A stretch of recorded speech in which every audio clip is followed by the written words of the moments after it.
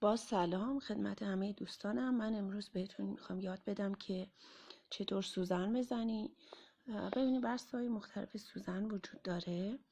یکی از بسته ها این بسته است، بسته تین پای که یکی از مشهورترین کمپانی هاست که سوزن های خوبی رو تولید میکنه.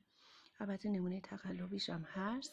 حالا بهتون تفاوتشون میگم که چطور تشخیص بدین سوزنی رو که خریدین از یک کمپانی معتبر هست.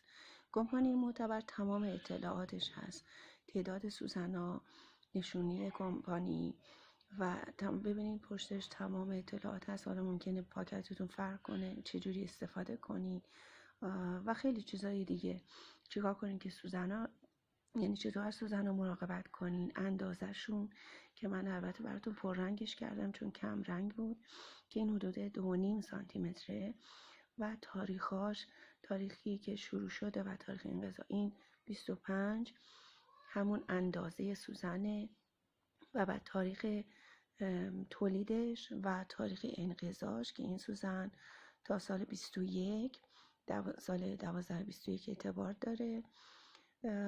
در جاهای دیگه هم همه اطلاعات دیگه کامل هست و مهمتر از همه آدرس و تلفن کمپانی هست، جایی که ساخته شده. در سوزن‌های تقلبی اصولا آدرس رو نمیبینین، خیلی از این شماره‌هایی که اینجا هست نیستش و یه حدودی فرق داره. من الان ندارم پاکتی رو که تقلبی باشه. یه بار اتفاق افتاد که یه نفر بهم داد و دیدم که سوزن‌ها چندان مناسب نیستن. بعد متوجه شدم که اصلا کلا بسته‌بندیشون هم فرق میکنه که بعد از اون دیگه بیشتر حساس شدم از جایی که میخرم مطمئن بشم که پاکتش واقعا اصلیه و از یک کمپانی درست حسابی خریدم و اشتباهی در کار نیست. اینا اصولا هر پاکتش 100 تاست که 10 تا پاکت 10 تایی در اون هست. میتونید الان من بهتون نشون میدم.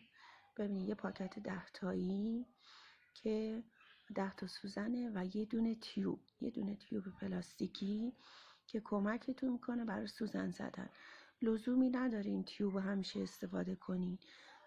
خیلی مواقع میتونین بدون تیوب هم سوزن بزنین، ولی تیوب حداقل برای شروع خیلی کمک میکنه. یا برای اونایی که نسبت به درد حساسن یا میترسن از تیوب استفاده کنی، خیلی خوبه. و بعدم این که تیوب کمکتون میکنه شما بتونین محلی رو که میخواین سوزن بزنی یه جوری علامت گذاری کنی، یعنی نیازی دیگه به خود کار نباشه یا نیازی نباشه با سوزن بزنی ببینی اشتباه شده.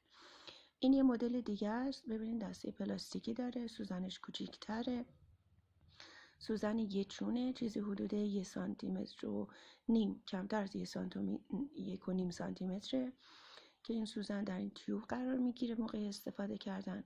اونایی که سوزناشون هر سوزنی یه تیوب داره، سوزن تو تیوب هست، یه قسمت کوچولوی آبی رنگ هم اصولا پلاستیکی کنار دستش قرار میدن که سوزن تکون نخوره. اونو که بردارین میتونین سوزن رو استفاده کنین، یعنی اونو برمیدارین سوزن آزاد میشه و بعد از سوزن استفاده میکنین.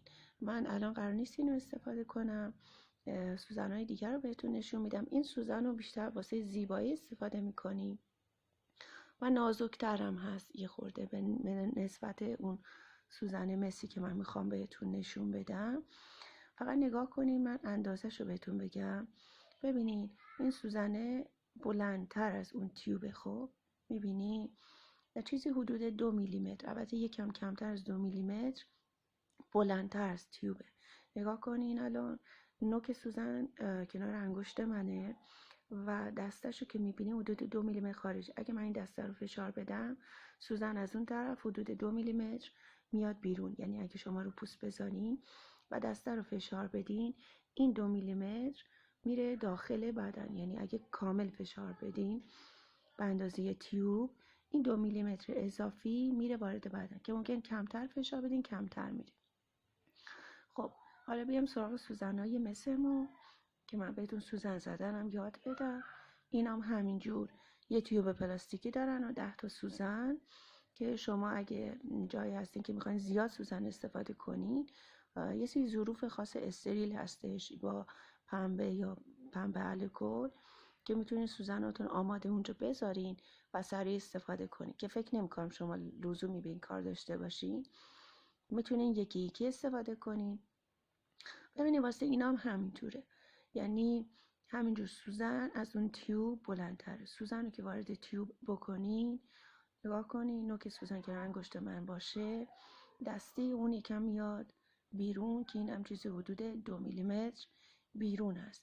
اگه من دستش رو فشار بدم، که میتونین آروم آروم فشار بدین یا یک باره، و نوک سوزن به همون میزانی که شما فشار دادین میاد بیرون. کامل فشار بدین حدود 2 میلیمتر.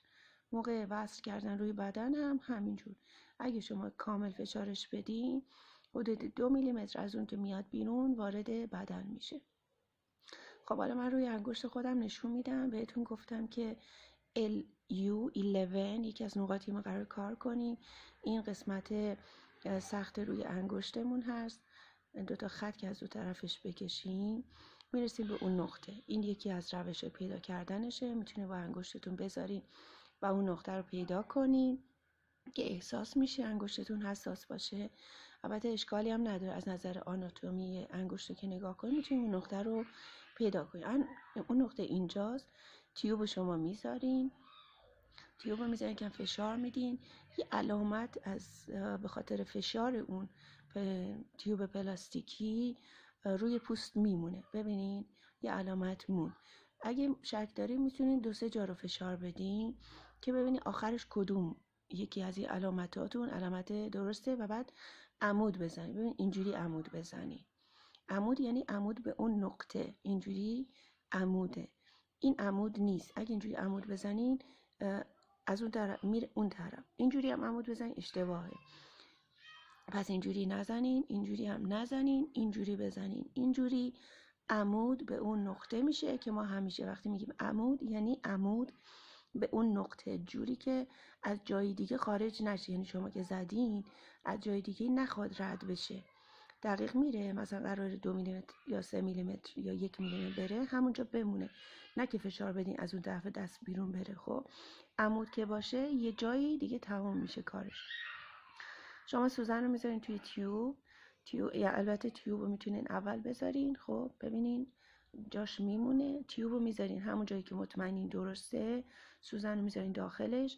بعد دسته این سوزن رو شروع میکنین فشار دادن. میتونین اینجوری بزنین بهش، یعنی آروم آروم بهش بزنین، یا میتونین فشار بدین، یا بزنین یا فشار بدین.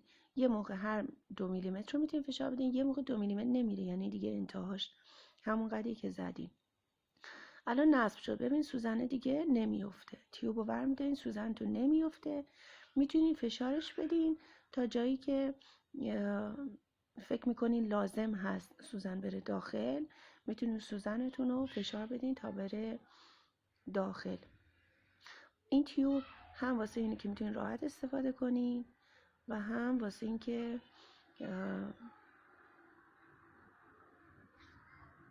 خب شما فکر کنم الان دارین درست میبینین اینو. ببینید میتونین اگه خواستین تیوب استفاده نکنین میتونین مستقیم بزنین. مستقیم سوزن رو بزنین رو اون نقطه‌ای که مورد نظرتون هست و فشارش بدین. میتونین حتی یه چرخش کوچولو بهش بدین که راحت تر میره داخل. فشارش میدین. وقتی که موند برمیزنین بیرون. وقتی هم بیرون آوردین نه خونی هست و نه هیچی، میتونین با یه پنبه کوچولو، البته نیازی به الکل نیست چون میسوزونه جاشو، یکم ماساژش بدین. همه نقطه ها رو نباید ماساژ بدین، میتونین همینجوری ولش کنین یا اینکه میتونین یکم ماساژش بدین. این یه نوع سوزن دیگه است، سوزنای کوچولویی که واسه گوش استفاده میشه و همه اطلاعاتش هم روش هست. یعنی سوزنی که از جای درستی خریده شده، سوزن اصلیه. توی اینم 100 تا سوزنه که بسته‌های 10 تایی داره. حالا من بهتون یکی رو نشون میدم. میتونی اینجوری راحت چسبشو بکنین. اگه حالا ما ببینین واضح باشه، یه سوزن خیلی خیلی کوچولو، چیزی حدود 1 میلیمتر فقط اندازه سوزنه که دسته اون سوزن رو گرد کردن گذاشتن وسط 2 لایه چسب که اینو خیلی راحت تر میتونین استفاده کنین. اگه میترسین از سوزن‌های بلند استفاده کنین در هر جایی از بدن که خواستین، این دیگه از پوست رد نمیشه، یعنی توی همون خود پوست میمونه چون خیلی کوچکه. و میگم اینا سوزن مخصوص گوشن. نگاه کنین، میذارین گوشه سوزن رو میذارین، فشارش میدین و میره داخل، چسب رو میزنین. احساس سوزش آنچنانی هم نمیکنه و راحت هم میتونین درش بیارین و در آوردین دیگه میندازین بیرون. اینو دیگه نمیتونین استفاده کنین. البته